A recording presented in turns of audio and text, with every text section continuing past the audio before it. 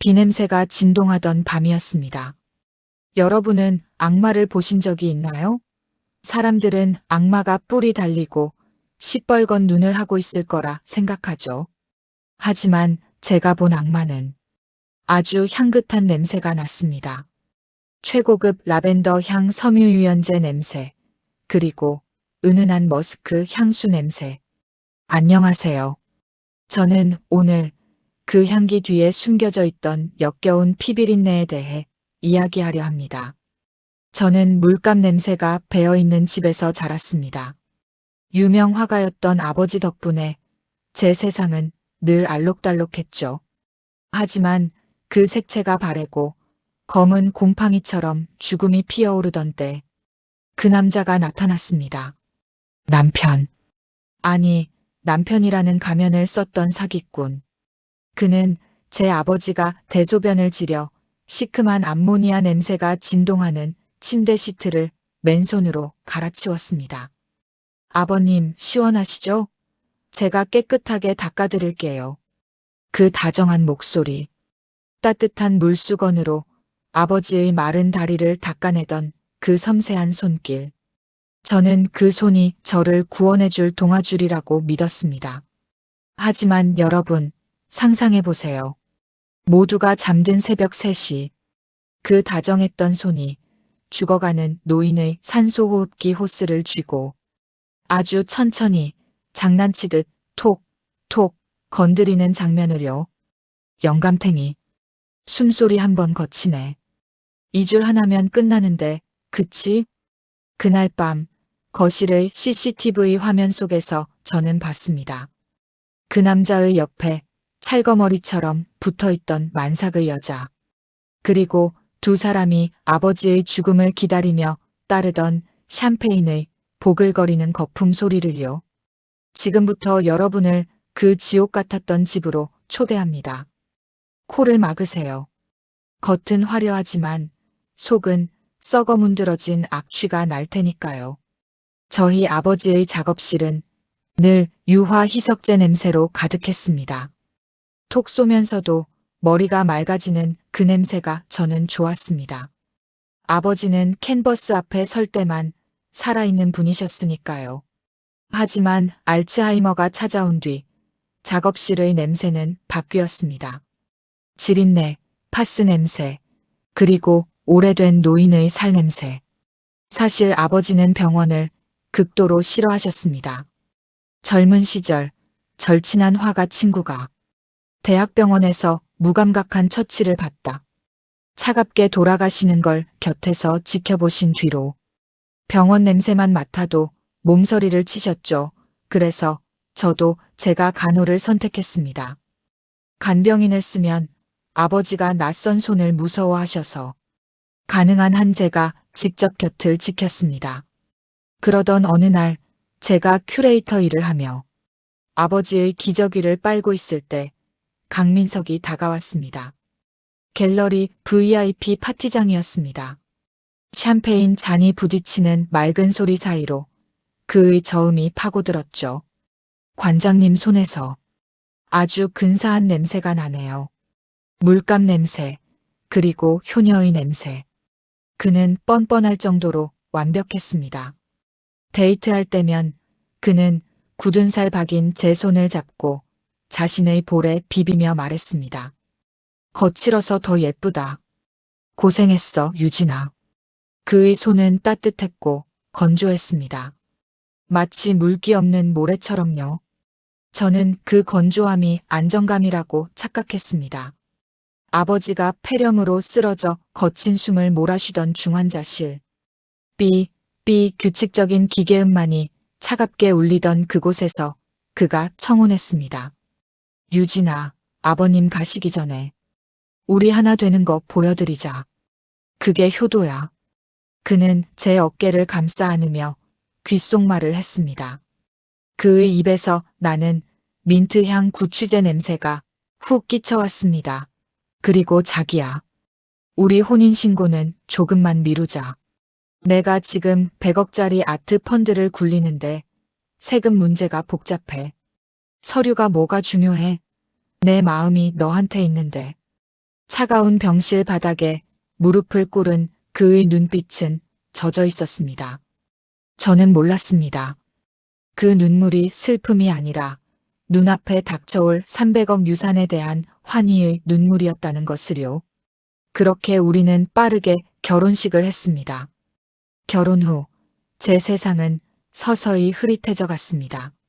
마치 안개 낀 새벽 숲을 걷는 것처럼요.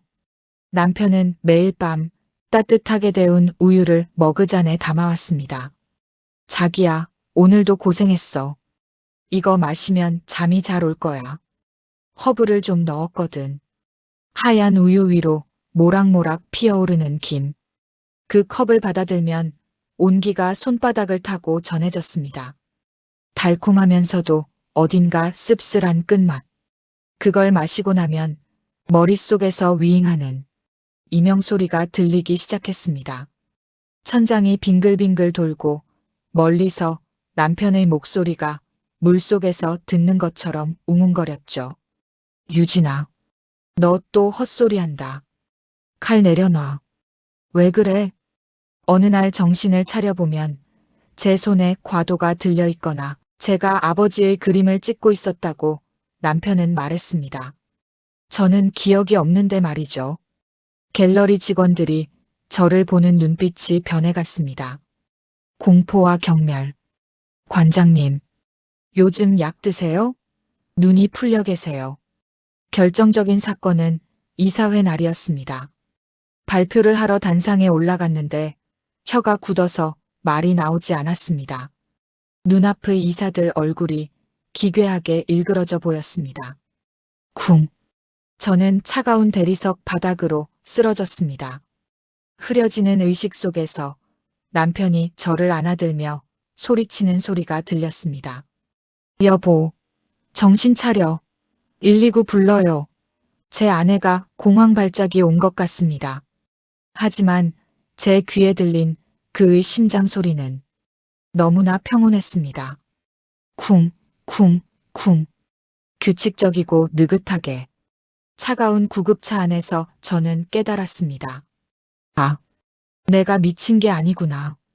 저 남자가 나를 미치게 만들고 있구나. 저는 집으로 돌아온 뒤 남편이 주는 우유를 마시는 척하며 화분 흙 속에 뱉어버리기 시작했습니다. 그러자 머리가 맑아졌습니다. 그리고 비로소 집안을 감싸고 있던 기이한 징후들이 보이기 시작했습니다. 감각이 돌아오자 청각이 예민해졌습니다. 남편이 데려온 김간호사. 그녀는 늘 헐렁한 가디건을 입고 다녔습니다. 그런데 그녀가 지나갈 때마다 묘하게 비릿한 냄새가 났습니다. 우유 비린내와 저렴한 파우더 냄새가 섞인 임산부 특유의 채취였습니다. 어느 날 새벽 2시, 목이 말라 방문을 열었습니다. 거실은 칠흑 같은 어둠이었지만 남편이 서재로 쓰는 방 문틈으로 희미한 노란 불빛이 새어나오고 있었습니다. 저는 숨을 죽이고 발 뒤꿈치를 들고 살금살금 다가갔습니다. 마룻바닥이 삐걱 소리를 낼까봐 심장이 터질 것 같았죠. 문틈으로 귀를 가져다 댔습니다. 질척한 소리가 들렸습니다. 살과 살이 부딪히는 소리, 그리고 억눌린 여자의 신음. 아, 오빠, 우리 아기 발차기에 만져봐. 크, 녀석, 힘도 좋네. 조금만 참아. 영감탱이 갤러리만 정리하면 우리 새 식구 하와이 가서 살자. 문틈으로 들여다본 광경은 지옥도였습니다. 남편은 김 간호사의 불룩 솟아오른 맨배에 얼굴을 묻고 있었습니다. 김 간호사의 손가락이 남편의 머리카락을 뱀처럼 휘감고 있었죠. 역겨움이 식도를 타고 올라왔습니다. 당장 문을 박차고 들어가고 싶었지만 제 다리는 공포로 얼어붙어 움직이지 않았습니다. 저는 입을 틀어막고 네 발로 기어서 다시 제 방으로 돌아왔습니다. 이불을 뒤집어 쓰고 덜덜 떨면서 스마트폰을 켜고 초소형 CCTV를 검색했습니다. 그날 밤 제 눈물로 베개가 축축하게 젖어가는 동안 저는 복수라는 차가운 칼을 갈기 시작했습니다. 다음 날 남편이 출근하고 김 간호사가 낮잠을 자는 사이 저는 남편의 차 보조키를 들고 지하 주차장으로 내려갔습니다. 지하 특유의 매캐한 매연 냄새와 습한 곰팡이 냄새가 코를 찔렀습니다. 남편의 검은색 세단. 트렁크 버튼을 누르자 달그락 소리와 함께 묵직한 뚜껑이 열렸습니다. 안에는 골프 가방이 있었고 그 뒤쪽 깊숙한 곳에 검은색 비닐로 칭칭 감긴 원통들이 보였습니다. 손끝에 닿는 비닐의 차가운 촉감. 비닐을 찢자 익숙한 냄새가 났습니다. 테레비뉴 냄새. 아버지의 그림들이었습니다. 떨리는 손으로 캔버스를 펼쳤습니다. 침묵의 바다. 아버지가 가장 아끼던 50억을 호가하는 초기 대표작. 그림 표면을 만져보았습니다. 유화 물감 특유의 오돌토돌한 질감이 손끝에 느껴졌습니다. 이 도둑놈들. 아버지가 살아계신데 벌써 그림을 빼돌려 서재에 걸려있는 건 정교하게 인쇄된 가짜였던 겁니다. 그때였습니다. 사모님? 등 뒤에서 서늘한 목소리가 들렸습니다. 화들짝 놀라 뒤를 도니 김 간호사가 서 있었습니다. 그녀의 눈은 웃고 있었지만 눈동자는 차갑게 저를 훑고 있었죠. 손에는 음식물 쓰레기 봉투가 들려 있었습니다. 썩은 음식물 냄새가 훅 끼쳐왔습니다. 심장이 쿵쾅거려 터질 것 같았지만 저는 최대한 태연하게 골프 가방을 툭 쳤습니다. 아, 김 간호사. 깜짝이야. 남편이 골프채 그립 좀 갈아달라고 해서. 근데 트렁크가 너무 지저분하네. 나중에 세차 좀 맡기라고 전해줘요. 그녀는 의심스러운 눈초리로 트렁크 안을 힐끔거렸지만 제가 그림을 몸으로 가리고 있어서 보지는 못한 듯 했습니다. 네. 알겠습니다. 올라가시죠. 날이 차요. 그녀의 뒤를 따라 엘리베이터를 타는 동안 닫힌 공간 안에서 그녀의 파우더 냄새와 쓰레기 냄새가 섞여 숨이 막힐 것 같았습니다. 그날 밤 저는 남편이 잠든 사이 몰래 내려가 진짜 그림들을 빼내고 제가 미리 준비해둔 문구점 싸구려 프린트물을 비닐에 감아 넣어두었습니다. 무게를 맞추기 위해 신문지를 구겨 넣으면서 저는 어둠 속에서 소리 없이 울었습니다. 다음 날 저는 은밀하게 인터넷으로 몰래 주문해둔 손톱만 한 초소형 CCTV 5대를 심어 놓았습니다. 아버지가 돌아가시기 일주일 전 남편의 태도가 달라졌습니다. 우유를 더 이상 권하지 않았습니다. 눈치를 챈 걸까요? 대신 그는 퇴근길에 설렁탕을 사들고 왔습니다. 자기야, 오늘 많이 힘들어 보여서 따뜻한 거 먹어야지. 뚝배기 뚜껑을 열자 구수한 김이 올라왔습니다. 저는 아무렇지 않은 척 숟가락을 들었습니다. 그런데 한 그릇을 다 비우기도 전에 갑자기 귀가 먹먹해지더니 식탁이 기울어지는 것 같았습니다. 위가 뒤틀리고 온몸에서 식은땀이 쏟아졌습니다. 여보, 왜 그래? 남편이 달려왔습니다. 그의 표정은 놀란 것 같았지만 그 눈 속에서 저는 보았습니다. 아주 잠깐 스쳐 지나간 안도의 빛을. 저는 그 자리에서 쓰러졌습니다. 응급실 형광등이 눈을 찔렀습니다.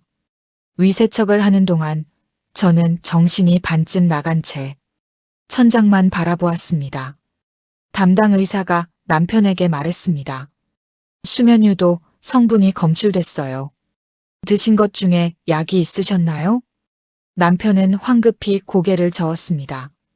전혀요. 아내가 요즘 많이 예민해서 스스로 뭘 잘못 드셨나 봐요. 저는 링거 바늘이 꽂힌 손을 바라보며 이를 악물었습니다. 우유가 안 먹히니까. 이번엔 국으로 바꿨구나. 입원 결정이 내려졌습니다.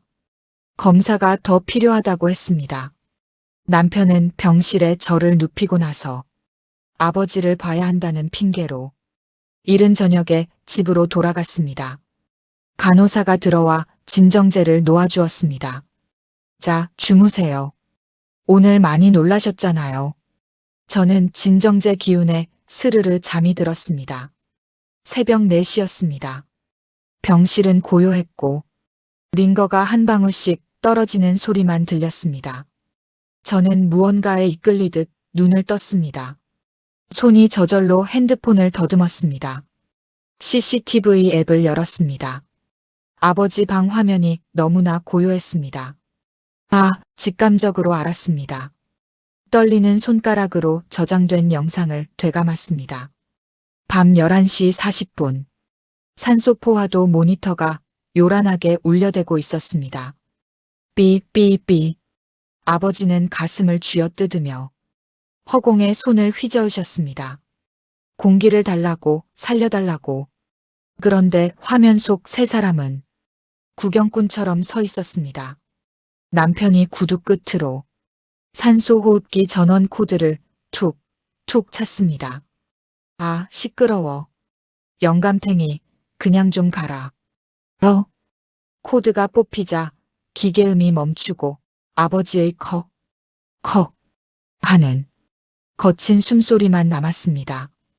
아버지가 간절하게 내 연녀의 바짓단을 잡았지만 그녀는 더럽다는 듯 발을 털어내며 뒷걸음질 쳤습니다. 오빠 무서워. 빨리 처리해. 걱정 마. 자연사야, 자연사. 119는 30분 뒤에 부르면 돼. 아버지는 10분 동안 고통 속에 몸부림치다 축 늘어지셨습니다. 그러자 남편은 냉장고에서 샴페인을 꺼내왔습니다. 펑. 경쾌한 코르크 막에 따는 소리가 아버지의 시신 옆에서 울려 퍼졌습니다. 그들은 종이컵에 술을 따르며 건배했습니다. 우리의 300억을 위하여. 고생 끝이다. 저는 새벽의 텅 빈 병실에서 이불을 두 손으로 움켜쥐고 소리 없이 오열했습니다. 링거줄이 팔뚝을 당겼지만 느껴지지 않았습니다. 제 입술을 너무 세게 깨물어 비릿한 피맛이 입안 가득 고였습니다. 아버지 죄송해요. 저는 핸드폰 화면을 캡처했습니다. 타임스탬프가 찍힌 영상. 코드를 차는 구두 끝 샴페인 거품. 종이컵을 부딪히는 그 손들 전부 다. 지금 전화하면 저들은 실수라고 빠져나갈 겁니다. 아내가 갑작스레 입원하여 당황했다고, 의료진이 곧 올 줄 알았다고. 저들을 완벽하게 끝내려면 지금은 아무것도 하면 안 됩니다. 장례식장은 국화꽃 향기로 가득했지만 제 코에는 돈 썩는 냄새만 났습니다. 남편과 시어머니는 육개장 국물을 입가에 묻힌 채 조문객들에게 명함을 돌리며 낄낄거렸습니다. 내 연녀는 검은 상복을 입고 배를 내밀며 친척 동생 행세를 했죠.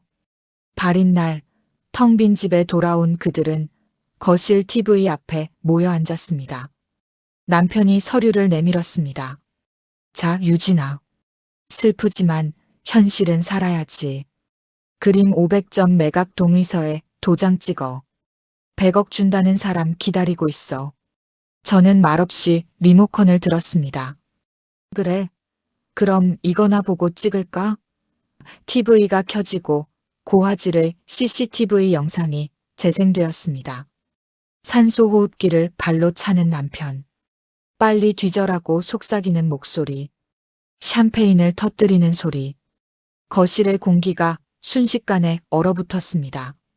시어머니의 입이 떡 벌어졌고 내연녀는 비명을 지르며 귀를 막았습니다. 남편은 사색이 되어 저에게 달려들었습니다. 너 이 미친년. 이걸 다 보고 있었어? 그때 현관문이 부서질 듯 열리며 경찰들이 들이닥쳤습니다. 수갑이 채워지는 차가운 금속성 소리.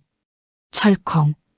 강민석 씨, 존속살해, 방조 및 유기치사 혐의로 체포합니다. 바닥에 끌려가는 남편의 귓가에 대고 제가 마지막으로 속삭였습니다. 아, 그리고 트렁크에 있는 그림들. 그거 문구점에서 뽑은 가짜야. 진짜는 이미 재단에 기부했어. 너희가 훔친 건 종이 쪼가리라고. 그리고 우리 혼인신고 안 했지? 이 집 내 명의야. 당장 내 집에서 꺼져. 냄새나니까. 모든 게 끝났습니다. 남편은 무기징역, 내연녀는 공범으로 징역형, 시어머니는 충격으로 쓰러져 요양원 독방 신세가 되었습니다. 그들이 머물던 자리에는 락스 냄새가 진동하도록 청소를 했지만 여전히 그 끔찍했던 탐욕의 잔향이 남아있는 듯합니다. 저는 이제 갤러리 창문을 활짝 엽니다. 바깥의 신선한 바람이 들어와 물감 냄새와 섞입니다. 이제야 아버지의 작업실 냄새가 돌아온 것 같습니다. 지금까지 아버지의 마지막 숨결로 완성한 저의 복수극이었습니다. 들어주셔서 감사합니다.